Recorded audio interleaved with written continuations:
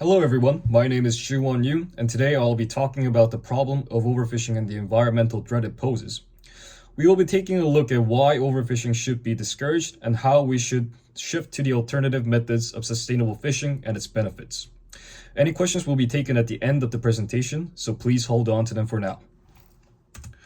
First and foremost, what exactly is overfishing? The World Wildlife Federation defines overfishing as the practice of catching more fish than what the population can replenish through natural reproduction. There are multiple causes to this activity, mainly poor government regulation and unsustainable fishing methods. Most big fishing corporations use bottom trawling, which is when boats drag a large net along the seafloor as seen in the image.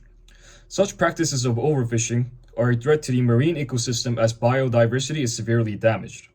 The loss of massive fish populations leads to a surge in algae, as there are less fish to consume it. Consequently, the acidity in the waters increase, causing the death of coral reefs that are habitat to a wide range of marine species. Furthermore, overfishing causes bycatch, which is when organisms not sought for fishing are caught. As the graph shows, it is reported that about 40% of fishes caught annually are bycatches, and of those 40%, a large proportion were whales.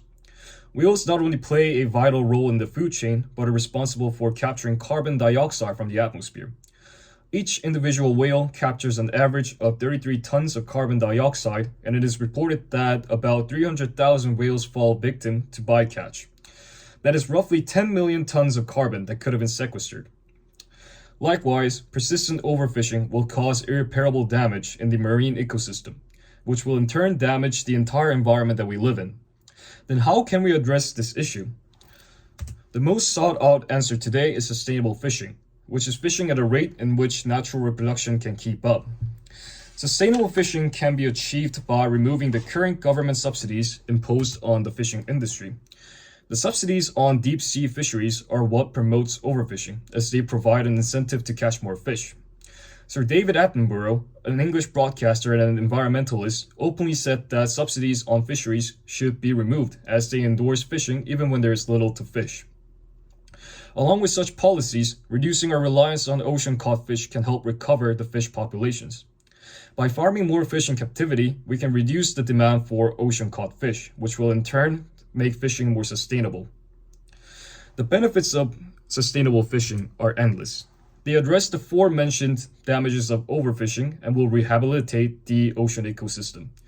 But these are not the only benefits of sustainable fishing. Sustainable fishing is not only beneficial for the environment, but also for the economy.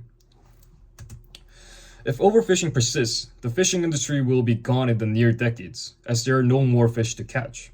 For example, the production of Australian fisheries decreased by 2% between 2019 to 2020, leading to a loss of 3.15 billion Canadian dollars.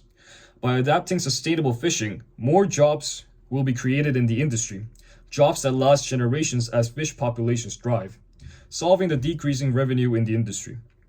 Furthermore, as the populations recover, small fishing communities can earn a profit. At the current state of the ocean, there simply isn't enough marine life for everyone. What's left is swept away by large corporations and small fisheries where communities have nothing to sell.